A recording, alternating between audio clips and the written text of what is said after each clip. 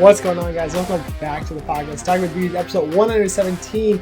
And today we are talking about NHL, all things that has to do with roster updates. So mainly we're going to talk about the trades that happened, the buyouts that happened, and plus we're going to talk about the new free agent signings of this past pretty much week. We've had a lot of stuff go down in the past 4 or 5 days. So I think there's enough to talk about overall what we think these teams have done, and we'll get into every single team. I'll give you a letter score of what I think they did on based off all their moves from the buyouts, trades, signings, and re-signings for each team. So let's get straight into it. We'll start off alphabetical order based off of the city or state.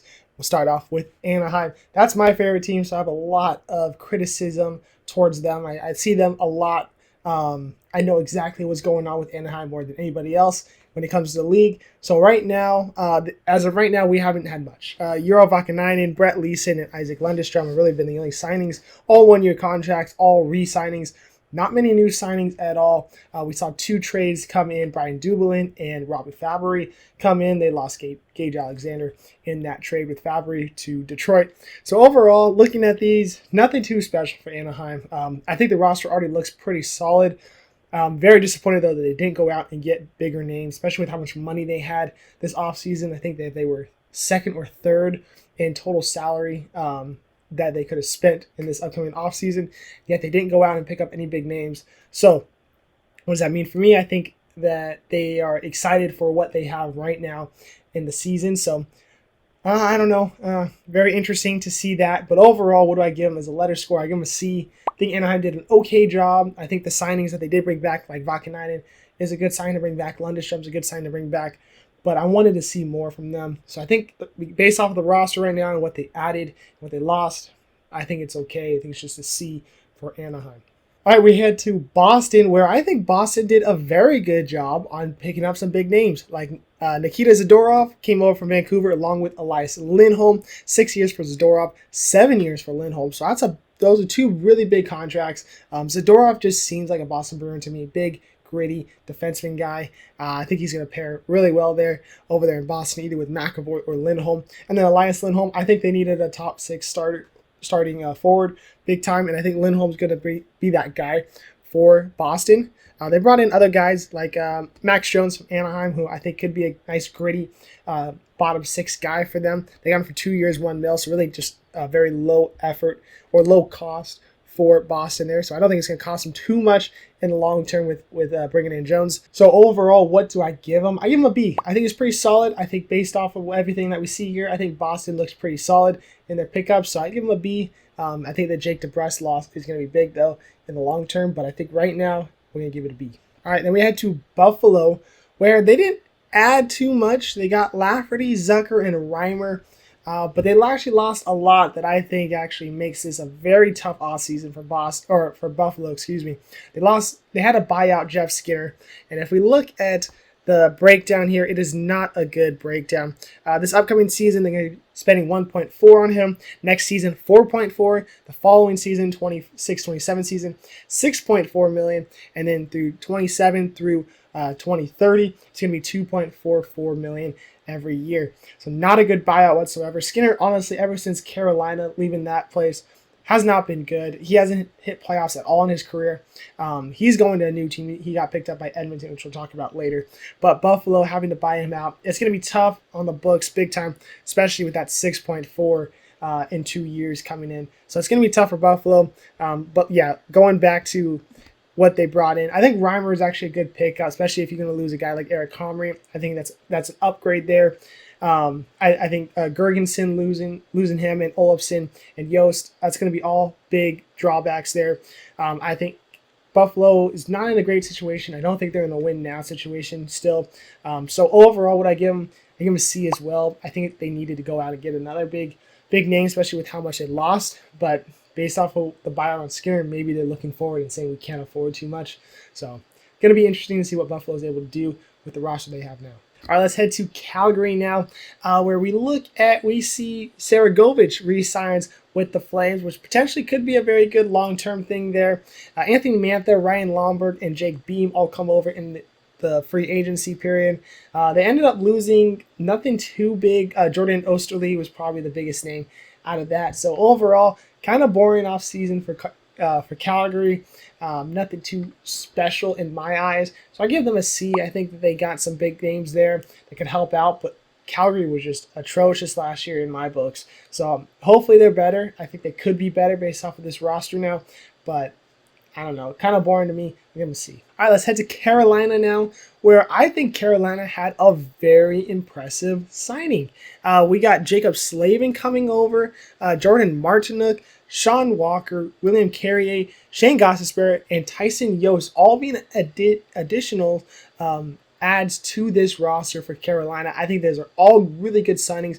What did they lose? Yeah, they lost Jake Gensel. That ended up just being a rental. They didn't get too much back for him. I'll pop up what they did get back in return for him. But they lost Stefan Nason, who's not that big of an asset that they lost compared to what they brought in. Brett Pesce, who is also, I think is actually pretty big asset, but in the long term, I think it's going to be okay.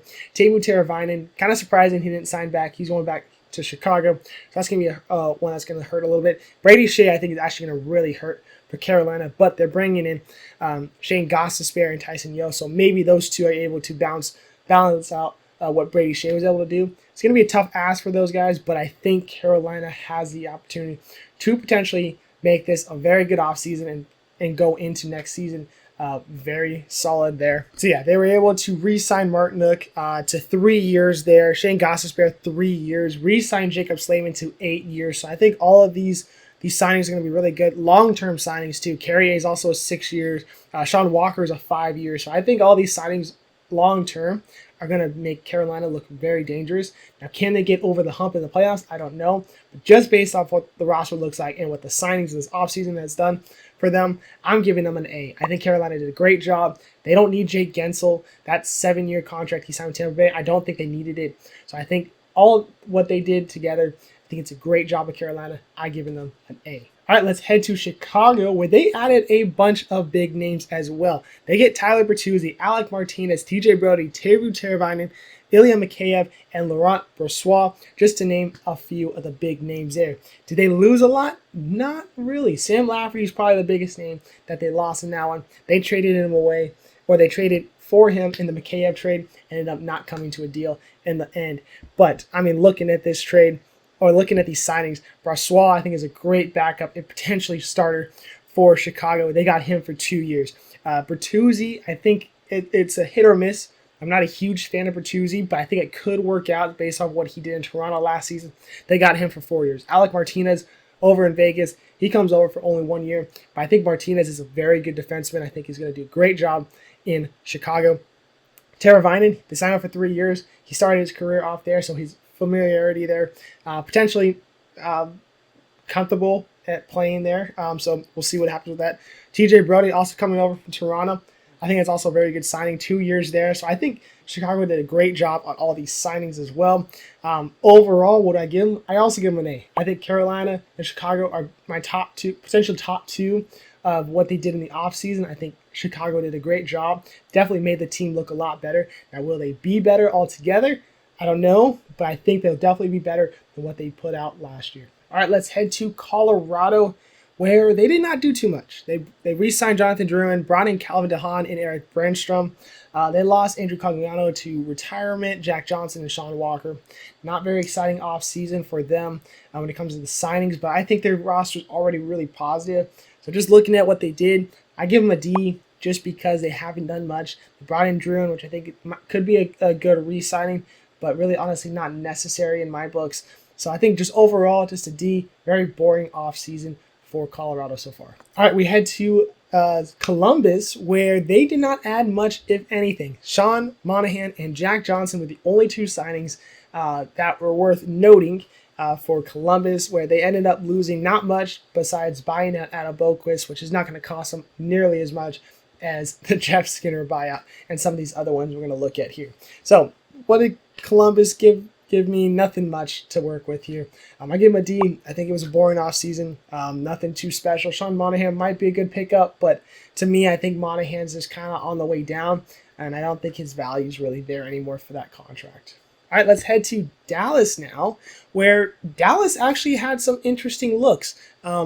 We see a lot of guys leave. Chris Tanev, Radek Foska, they bought out Ryan Suter. Scott Wedgwood is leaving. Craig Smith and minor league goalie Matt Murray all leaving in this offseason. But they're bringing in Matt Dumba, Ilya Lyubushkin, Casey DeSmith, Colin Blackwell, and they re-signed Sam Steele and Matt Duchene. And Niels Lundqvist in this one. So busy offseason. They were able to get some signings back for some players. I think Lundqvist is actually a very good signing. I think it's underrated there. Matt Duchene ended up playing for a contract there, so I think he's well deserved. Whether it was with Dallas or somebody else, he got 1 year, $3 million. Sam Steele, he's a bottom guy, $1.2 million for 1 year, so nothing too special there. But I think Lyubushkin going there for 3 years. Casey DeSmith, I really like. I think that's better than Scott Wedgwood, so that's a big upgrade there to back up Jake Ottinger. So what overall would I give Dallas? I give him a B. I think Dallas did a good job with some of these signings. They lost a lot, but they were able to keep some big names and added some guys that I think actually are better than what they lost. So I think Dallas did a good job. I give them a B. Now let's head to Detroit, where they did a lot of questionable things. I'm not too sure if I like them. I don't know if I don't like them. So we'll start off with the re-sign of Patrick Kane, $4 million for 1 year. He actually looked really good at the end of the year. He didn't play a full season with the Wings, but I think he did enough to make himself valuable in that lineup, and I definitely think he deserved that $4 million. So I think Patrick Kane is going to be fun to watch next year. Hopefully he's able to keep up what he did. Vladimir Tarasenko coming over from Florida for 2 years, $4.75 million. I think that could be a good signing, but I also see Tarasenko on the way down. He did not do much near the end of that playoffs for Florida, so is he able to help Detroit end that playoff drought, and get them back in there? They lose Robbie Fabry in a trade, but gain Gage Alexander trade with Anaheim. So I think Tarasenko's just going to fill in Fabry's spot in that one. I think Cam Talbot coming over from LA for 2 years, I think that's actually going to be really nice there. I think that's a really good addition. Cam Talbot did not have that bad of a year in LA, so I think that's going to be really good there with Detroit. So I think Detroit got better. But it's a lot of stuff that I'm just curious about. They were able to also pick up Jack Campbell, so who knows what Campbell's going to be able to do. So based off of what I see and what the roster looks like, I give him a C just because I don't know how these guys are going to produce. I don't know if Tarasenko's going to be the right asset there. I don't know if Kane's going to be able to do what he did last year in a full season length. I think Cam Talbot's a good pickup, but is Jack Campbell a good pickup? Yeah, it's low expense here, under $1 million, but is it the right pickup there? I don't know. So a lot to take in there, but I think even though I give them a C, I think they still did a pretty good job at bringing in some big names. All right, so let's head to Edmonton, where, yes, the graphic that you guys just saw, additions, not that much. Arvidsson, Jeff Skinner, and Josh Brown all are added. They lose Sam Carrick, Vincent Desharnais, Warren Fogle, and Jack Campbell and all this. But they re-signed a lot of big names. Adam Henrique, Matthias Janmark, Troy Stetcher, Connor Brown, and Corey Perry and Calvin Pickard were all included as big names that re-signed with the squad. I think this is a really good offseason for Edmonton. They're hurting after that loss to Florida in the playoffs there. Got them all the way to Game 7 and ended up not being able to get it done. So what do I think about all this? I give Edmonton an A. I think they did a great job. Adam Henrique did a great job all season long when he came over there from Anaheim. I think Arvidsson's going to be a great pickup. He had a pretty solid season with LA. They signed him to 2 years, $4 million. Matthias Janmark seems like he's going to be a big asset. He looked really good in the playoffs. Jeff Skinner, curious to see if he's going to just needs a new place, and a place like Edmonton could help him thrive and see that Carolina-esque Jeff Skinner in him. So potentially a really good team, and I think they got better. So I'm giving Edmonton an A here. I think they did a great job on all their signings. All right, let's head to Florida, where, yes, they lost a lot of big names from this past winning team. Oliver Ekman-Larsson, Brandon Montour, Vladimir Tarasenko, Ryan Lomberg, Kevin Stenlund, and Anthony Stolarz all are leaving this team, and they did not bring that much in new name-wise. Chris Driedger comes in, Tomas Nosek, and Nate Schmidt are included as some of the big names that newly signed in. Nate Schmidt getting bought out by Winnipeg. But they were able to re-sign Anton Lundell and Sam Reinhart. Reinhart got 8 years, 8.6 mil, where Anton Lundell got 6 years, 5 mil. Both of those re-signings are great. It's going to keep the team in a very good, positive outlook, and I think the offense is going to look great with those two. So I think those are huge signings. Great job by Florida. But what they lost, I think it's going to hurt them, especially in the defensive side with Mansour leaving and Oliver Ekman-Larsson leaving. So I give Florida a B. I think overall, yes, I like the two re-signs of Reinhardt and Lundell, but I think what they lost and what they brought back in to replace them is not enough there. So curious to see. I think Florida's going to be a little worse than last year. Obviously, they can't get better. They can only just maintain. But I think it's going to be tough for Florida. I think they needed to add a little bit more in this offseason. All right, let's head to Los Angeles, where they added Warren Foegele, Kyle Burroughs, and Joel Edmondson. Burroughs came over in a trade with Carl Grundstrom, a swap there with San Jose. Edmondson signs from Toronto for 4 years, 3.8, and Warren Foegele, 3 years, 3.5 from Edmonton. Two really big signings. They didn't do too much, but I really like what they brought in. I think those two guys are going to do a really good job in Los Angeles, but I think LA is going to be hurting a little bit with what they lost. I think Cam Talbot leaving is going to be a big loss there. I know they signed Phoenix Copley to a 1 year, I think under $1 million there. Victor Arvidsson, I think, is going to be a hard one to replace there. Matt Roy got 6 years from Washington, so I think that's going to be tough on the defenseman there. I think they're looking at Joel Edmondson as maybe a replacement for Matt Roy, but I don't know. Blake Lizotte, I think, is a good little gritty second, third, maybe fourth line guy that is not going to be on this team anymore for Los Angeles. So I think LA got worse a little bit there, but I think the team overall still looks really good despite losing some big names from the last season. So what do I give LA for this postseason or this offseason? Excuse me. I give them a B. I think they did well with some of the guys that they brought in, but I think what they lost, they didn't replace well enough. So I think a B for LA. Could have been a C, but I think it's still a B based off of the names that they did get. All right, let's head to Minnesota, where they did absolutely nothing, it seemed like. Yakov Trenin is the only addition with a name to this team. Ended up losing pretty much nothing in this one. Minnesota just looked kind of boring. They got 4 years out of Trenin from Colorado, and I don't think Minnesota looked very good last year. They didn't make playoffs. I thought they needed to add a few more assets there, and I think I've given them an F here. It's the first F of the video. I'm kind of surprised. I thought Minnesota was going to do more, and yet I'm not impressed by their offseason, not impressed by their roster right now, and I think it's going to hurt Minnesota in the long run. So hopefully they prove me wrong, but as of right now, it's not looking good in my eyes, so I give them an F. All right, let's head to Montreal, where they didn't do much either. The only addition was Alex Boulette. I don't know. Hopefully I said that correctly.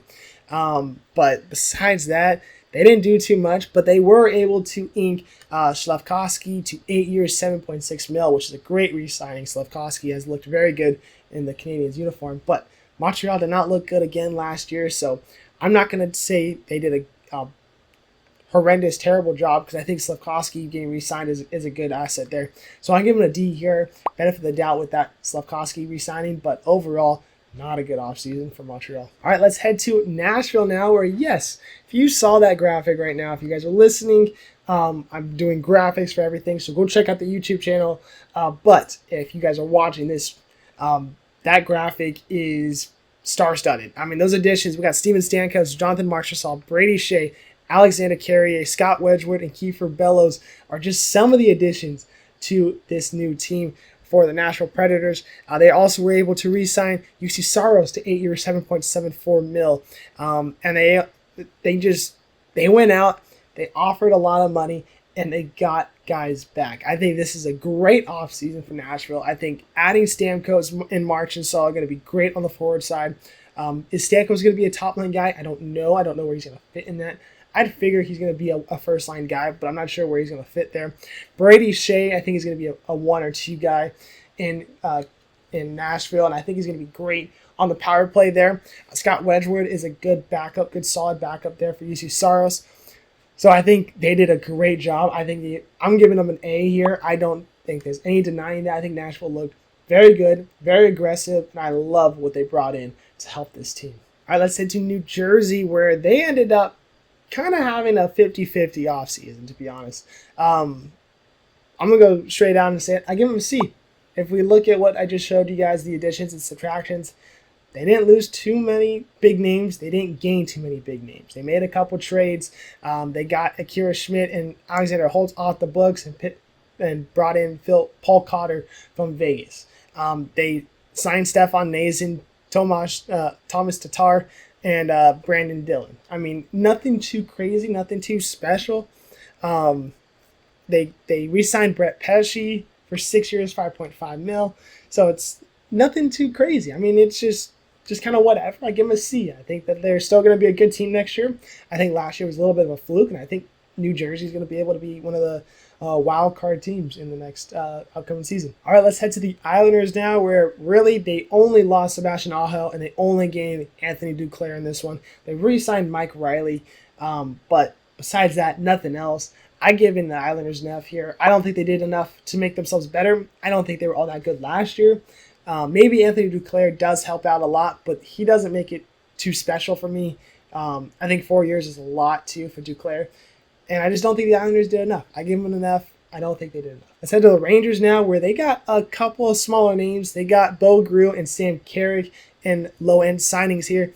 And they also got to trade Riley Smith from Pittsburgh there. Ended up losing Alexander Wenberg and Eric Gustafsson based off of last season. So they didn't do too much. I mean, they did just as much as the Islanders did, but I think the Rangers are better as a roster right now compared to what the Islanders have there. So I think the Rangers offseason, based off what they brought in, I'm giving them also an F. I don't think they did very good, but I like their roster overall, so I think they're going to be fine in the long run. Just based off what they did, I'm giving them an F. All right, let's head to Ottawa now, where we see that they were able to pick up Michael Enmadio, Nick Jensen, Jan Yannick, Adam Gaudette, and David Perron in this offseason, but ended up losing Eric Brandstrom, Parker Kelly, Jacob Chikrin, Matthew Joseph. So I think Chikrin leaving this team is absolutely fine. I think he's a kind of a pain in the ass to play for or play with. He doesn't do enough. I don't think he's all that special. I don't think he's going to be a big enough subtraction to this team. So I don't think Ottawa's losing too much in that. And they were able to get Nick Jensen, another defenseman, to help out with that. So I think it's going to be fine. Let Washington have Chikrin. I don't think it's going to matter too much for them. But to me, the signings that they did make are not too special. I mean, it's nothing crazy to me. So I'm giving them a C. I don't think Ottawa's going to be good next year. I don't think bringing in these guys here are going to make them any better. So I'm giving them a C. All right, we head to Philadelphia now, where Philadelphia ended up buying out Cam Atkinson's contract. Let's get the numbers here. Atkinson didn't have too much left. He had 1 more year left, but they're going to be spending it on the next 2 years. So next year it's going to be $2.35 million, and the year after that it's going to be $1.76 million for Atkinson. So I'm kind of surprised there. I would have thought he would have stayed, but I guess just doesn't produce enough for Philadelphia's eyes. But Philly honestly did not do much. They only brought in, they didn't bring in anybody. They re-signed Eric Johnson and Garnet Hathaway. Yeah, they may have brought in a couple minor league guys, but I'm not going to mention every single minor league guy that every team makes or signs. So pretty much they brought in nothing. So what do I give Philadelphia? An F. I don't think they're ready. They just missed playoffs, but they didn't really lose anybody. They didn't bring anybody in. So based off of that, they might miss playoffs again. So I think Philadelphia needs maybe one more big guy to come in, but maybe they're waiting for a trade or something like that with another team. So we'll have to see what's going on there. All right, let's head to Pittsburgh now, where Pittsburgh were able to bring in Blake Lizotte, Anthony Beauvillier, Sebastian Aho from the Islanders, Matt Grzelcyk, and Kevin Hayes in a trade. And they ended up losing Riley Smith, Pierre-Olivier Joseph, Vinny Hinostroza, and Canson Harkins. I personally think Pittsburgh didn't do that bad. Pittsburgh still does not look all that great in my eyes. I think they're an old team, and I think they're running out of time with their big names like Malkin, Crosby, and Letang all together. And I think they need a better goaltender situation there. I don't think it's very positive looking in my eyes. And I think they needed to get a little bit younger, and I don't think they would trust the young guns that they have right now. So based off what they have brought in, I think Beauvillier is actually a pretty good one. Matt Grzelcyk on the defense, I think could help Letang and Carlson, but overall, Blake Lizotte doesn't really excite me, so I'm not going to give him too high of a score. I'm going to give him a C because I think it could pan out to be good, but overall, not very exciting in my eyes. All right, let's head to San Jose now, where San Jose did not do too much, but they brought in two big names. Tyler Toffoli and Alexander Wenberg were signed to San Jose. Toffoli got 4 years, $6 million. Wenberg, 2 years, $5 million. Actually kind of surprised Toffoli signed for 4 years. I think that's actually a very long-term deal for a guy who I don't think produces that much to get $6 million. But maybe he's able to do something in San Jose for them, giving a little bit more free reign of the offense there. Who knows? I don't know. But I think San Jose, what they did before the offseason really started with bringing in those waiver claims of Barclay Goodrow, I think it's going to help them in the long term. So I'm giving them a C based off of their signings and stuff like that. But overall, I think San Jose is definitely going to be better next season with Celebrini on that squad now. Hopefully they call up Will Smith as well. So I think San Jose is going to be pretty good next year. All right, let's head to Seattle now, where Seattle signed two big names. Brandon Montour from Florida for 7 years, $7.14 million, and Chandler Stevenson, 7 years, $6.25 million.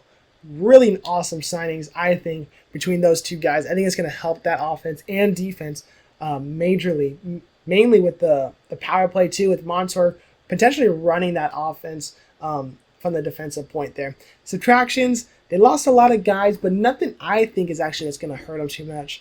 Brian Dumoulin, who did not play all that well, he got traded to Anaheim. Thomas Tatar, who was kind of a hit or miss in my eyes to me. Chris Drieger, who's just pretty much a backup goalie, minor league guy. So I don't think any of these signings that they lost are going to hurt them in the long term. So I think Seattle actually did a really good job. I'm giving it a B. I think they need to bring in a little bit more because I think they had a very bad season last year. So I think a little bit more would have helped, and in my eyes, seen this team become a lot better. But the guys that they did bring in, really awesome job. I think Montour is going to be a huge, awesome signing in the long term. So I give Seattle a B. Now let's head to St. Louis, where they added 3 new guys. Radek Falska, Matthew Joseph, and Alexander Texier. End up losing Kevin Hayes and Adam Gaudette in the long term. Not a very big, exciting look of those 5 names there. But they were able to re-sign Pavel Buchnevich to 6 years, $8 million. I think that's going to be a very good signing as well. I think Buchnevich is a very underrated forward. I think him in St. Louis, he's going to do great staying there. He's comfortable there. I think overall, looking at what they did, I'm giving St. Louis a B. I think St. Louis did a good job with the re-sign of Buchnevich. Bringing in a couple of new guys like Fosca, I think is going to be good. Losing Kevin Hayes, I don't think is going to be that big of a problem. So I think in the long term, I think Texier may not pan out. I think that's going to be the question mark there. But who knows? Might as well give him a chance, right? 2 years, $2.1 million for him. But overall, I think he got a B for St. Louis. All right, let's head to Tampa now, where they ended up losing a lot of big names. Anthony Duclair, Matt Dumba, Alex Barre-Boulet, Philip Meyer, Tyler Mott, and Steven Stamkos, their captain, all gone from the team. Ended up bringing Cam Atkinson, Jake Gensel, and Zemgus Girgensson in the long term there. Other big names.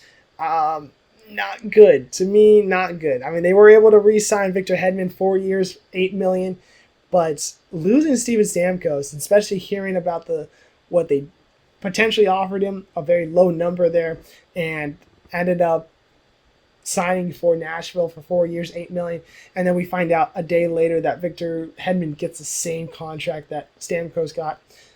Very surprising. I think Stamkos, he scored 40 goals last year. I mean, the guy, yeah, he's getting older. His health is not all that great. He scored 40 goals last year. He's the captain of the team. He won 2 Stanley Cups there. He went to 3 or maybe even 4. I don't know if he was there in 2004. Definitely went to 3 cups with this team. He's the heart and the soul of that team, and yet they don't offer him a nice contract to stay there. You would think maybe he would be okay taking less. Sounds like he wasn't. Sounds like he deserved more, and Tampa Bay said, no, we're not giving you that, and he decided to walk. So based off of all of that, I think Tampa gets a B. just because they lost their captain. I mean, they Gensel signing him or trading for him, then signing him to 7 years, I think could really be a big one there, especially if Tampa Bay is still going to be a threat in the playoff hunt. Victor Hedman, one of the top defensemen in the league, so obviously you got to re-sign him. Vasilevsky has looked good, potentially question marks to me in my eyes on how good he still is based off of the league, but I still think he's a top goaltender, definitely top 10, no doubt about that. So I think Tampa, give him a B, but I do not like how they handle the Steven Stamkos thing. All right, let's head to Toronto, where they did a lot. Let's start off with the re-signings. They re-signed Max Domi to 4 years, $3.75 million. They also got Timothy Liljegren, Joseph Woll, and Matt Murray all to re-sign again. Joseph Woll, I think, is actually a really good signing. I think it's going to be a really good young gun there. He's 3 years, $3.66 million. So I think they're really looking at him as potentially a starter for this team, where Matt Murray got 1 year, $875K. So I think they're looking towards Woll as being a backup to starter role next season. But all the other stuff, they also got Oliver Ekman-Larsson, Anthony Stolarz, Yanni Hakanpää, and they got a trade for Chris Tanev and were able to re-sign him. So really good additions for Toronto. They ended up losing Ilya Samsonov, which I think I'm okay with because I liked Anthony Stolarz pickup. I think Stolarz is a great goaltender. Could be a starter if he wants to, or if he's needed to. But I think he's an awesome backup. Played great in Florida this past year. Honestly, played great in Anaheim the year before. It's the reason why I know him so well. So I think that's great there. Joel Edmondson, that's going to be a tough defenseman loss there. Same with TJ Brody. But I think Hakanpää and Tanev, really good duo there. I think those two match up well with the subtractions there. So what do I give them? I give them a B. I think they did well. But I don't like that Max Domi re-sign. I don't think Domi is worth what do you get? 4 years, 3.7. Yeah, it's low, but I don't think Max Domi is all that great anymore. He did have a pretty solid year last year, but I don't think in the long term, I think they're going to look back and be like, I don't think we should have signed him for 4 years. So I give him a B. I think the Toronto Maple Leafs did well, but they still got a lot of question marks that don't have to deal with signings that they needed to answer. So we'll see what happens with this, but pretty solid offseason. All right, guys, let's head to Utah now to talk about what they've done, which is so weird to hear me say because I think it's the first time that we talked about Utah as a team that hasn't done with branding or anything like that on the episodes, the past episodes. So let's look at what they brought in. They brought in Kevin Stunlin, Andrew Agazino, Ian Cole, and Igor Skolov. Honestly, nothing really exciting there. Ian Cole is a solid defenseman, but honestly not a top 4 in my eyes. So I don't think Utah did all that great, especially they wanted all this hype of, hey, we're going to go out, we're going to not be Vegas, but try our best to show that we want to win right away. And yeah, they re-signed a lot of guys that were played in Arizona last year. Sean Durzi being one of them, which I really like. I think Durzi earned his money last year with the Yotes, but it's just not exciting to me. I mean, Stenlin is the best signing in this one, and I don't even think that's a great signing either. So I give Utah a D. It's their first off season. I don't think it was all that great. I think I wanted more from them, and they hyped up the team so much. The team that they have now is not capable of making playoffs in my eyes, and they went out and did not make this team playoff ready. I don't think they're going to be good. They're going to be okay, middle of the pack team, but based off of what they brought in, not great. All right, let's head to Vancouver now, where they did a lot of adding and subtracting. We'll start off with the subtractions because they're big. Ian Cole, as we just mentioned, goes over to Utah. Casey DeSmith, Elias Lindholm, Nikita Zadorov, Sam Lafferty, and Ilya Mikheyev all are gone from the team. Those are a lot of big names that were used a lot last year, especially during the playoffs. Casey DeSmith was used during the playoffs. Zadorov had a big role. Lindholm had a big role. Mikheyev and Lafferty all had big roles in those in the whole season. And what did they bring in? They brought in Jake DeBrusk, Derek Forbort, Danton Heinen, Kiefer Sherwood, and Vincent Desharnais, which I think they're all very good signings. I think they're solid. I don't think DeBrusk is better than Lindholm. I don't think keeping Tyler Myers, re-signing him for 3 years, I don't think he's better than Nikita Zadorov. He might be just as good, but I don't think he's better. Vincent Desharnais is definitely not better than them. They re-signed Dakota Joshua, who earned his money last year. Good job for him. He got 4 years, 3.2. But Vancouver is not better than what they looked like last year. And I don't know if the team knows that. I don't know if the fans know that. But personally, from an outsider looking in, I don't think Vancouver got better this offseason. So what do I give them? I give them a C. They lost a lot of assets. They brought in some good names, but not names that are better than what they lost in my eyes. So not a good offseason for me with Vancouver. All right, let's head to Vegas now, where Vegas did a lot of moving around. Let's start off with subtractions because they lost a lot of big names. Logan Thompson is gone. Michael Mario is gone. Anthony Mantha, gone. William Carrier, gone. Jonathan Marchessault, gone. Alec Martinez, gone. Chandler Stevenson, gone. A lot of popular names in a Vegas uniform, all gone in a matter of, 36, 48 hours, it felt like. What did they bring in? They got Victor Olofsson from Buffalo. Pretty solid there. Ilya Samsonov, who honestly struggled last year. I didn't think he played all that great. Is he better than Logan Thompson? Personally, I don't think so, but Thompson requested a trade out, so he's off to Washington. I think he's going to help out Washington a lot there. Akira Schmid, not a good goaltender in my eyes, coming over from New Jersey in exchange for Paul Cotter. They also got Alexander Holtz in that trade as well. So I don't think Vegas did well.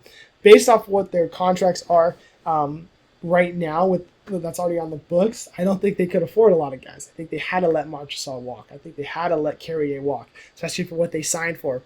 Zach Aston Reese got re-signed, but he got re-signed for nothing. So I don't think Vegas got better. I think they got worse based off what they have. So for me, Vegas, I think I'm going to give them an F. Very surprising, yes, but I think Vegas did a very bad job when it came to all their contracts leading up to this offseason. I think Marchessault is going to be a huge loss for them. I think Nashville's going to thrive having Marchessault in that lineup. And I think that's just one of the names that they lost that I think is going to thrive in their new city. And I think Vegas is going to hurt in the long term here. All right, let's head to Washington now, where Matt Roy got picked up by Washington for 6 years. Let's see the money number. $5.75 million from LA. Very surprising. I think Matt Roy is actually a really good player. But 5.7 I was very surprising for 6 years. I did not expect him to get that. But congrats to him, because I think he's a good player, especially in Los Angeles. I see him a lot. But I think that caught me by surprise. Even though they didn't bring in too much, I think Matt Roy is a good addition there. They only really lost Obey Kubel in this. I think Washington, overall, give them a C. They didn't do too much. Matt Roy, I think, definitely helps out the defense there. But I think Washington needs a lot more to help them out next season. All right, let's head to the last team, Winnipeg. So Winnipeg got 2 goalies, Kotkaniemi and Eric Comrie. They also brought in Colin Miller and Jared Anderson-Dolan, but ended up losing a lot. They actually lost. They bought out Nate Smith, Tyler Toffoli's gone, Sean Monahan, Colin Delia, Brandon Dillon, and Laurent Brossoit, who I think Brossoit is underrated goalie, backup goalie there. So I don't think the 2 goalies that they brought in replace Brossoit at all. I don't think that's a good look there. Sean Monahan, I don't think he's all that great, but what they brought in to help out with that, same with Toffoli, non-existent there. There are 2 defensemen, Dillon and Schmidt, being gone. What they brought in, I don't think is good enough there. So for me, Winnipeg, I give them a D. They had to probably part ways based off the money situation there, but I don't think they were going to look good based off of their signings here. So I give them a D. Tough look, but it's just not enough for me. All right, so looking back at all the teams that we have now, who had the best offseason? So I had 4 A's in this one. I had Carolina, Chicago, Nashville, and Edmonton as an A, best offseason so far. So of the 4, who do I think had the best offseason? I'm going to go with Nashville. I think Nashville had an outstanding offseason. Yes, there's going to be a new team. There's going to be struggles on the team chem and stuff like that. But I'm not going to worry too much about that. They're older guys. They're vets. I think it's going to help this team so much. I think they're going to be ready. UC Saros is one of the top 5 goalies in the league in my eyes. They were able to re-sign him to a long-term deal. I think that's going to be a great signing in the long term for sure. A lot of awesome signings with Stamkos coming in for 4 years, which might not be great near the end, but as of right now, I think it's going to be great. Brady Shea is going to look great on the defense. Jonathan Marchessault is going to be great. I think Nashville's going to be awesome next year. Very excited to watch that team night 1. Edmonton, yes, as I mentioned earlier, I think they had a very good offseason with the re-signings, but are we going to see an Edmonton team that's going to struggle next year out of the gate like they did this past season? Or are we going to see that team that went on a crazy run and be one of the top teams in the Western Conference, which is what they did at the end of that season? Based off of their signings, it potentially could be that best Western Conference team, but I think Nashville just did a little bit better in my eyes. Chicago went out, paid a lot of money, got a lot of big names. I think it's going to be exciting, but that team's not going to be good next year. Carolina did a lot. They lost a lot. They gained a lot. So I think based off of that, that's my fourth place there. So that's how I would rank them. I got Nashville as my number one, Edmonton as my number two, Chicago is my number three, and Carolina is my number four as the best off seasons for, I guess, week one of free agency and trade that we've seen so far. Well, guys, if you guys have made it this far in the episode, thank you guys for listening or watching. Make sure you guys check the links down below for the social media accounts. Plus, if you guys are listening on Spotify and Apple, go like and subscribe on YouTube, because we do a lot more graphics and stuff that you guys obviously do not see when you guys are listening, and vice versa. If you guys are on YouTube and you guys can't watch it all the time, go check out Spotify and Apple Podcasts so you guys can listen on the road wherever you guys are at. Appreciate you guys listening to this one. Have an awesome weekend. 117 episodes in the books. And we'll see you guys later.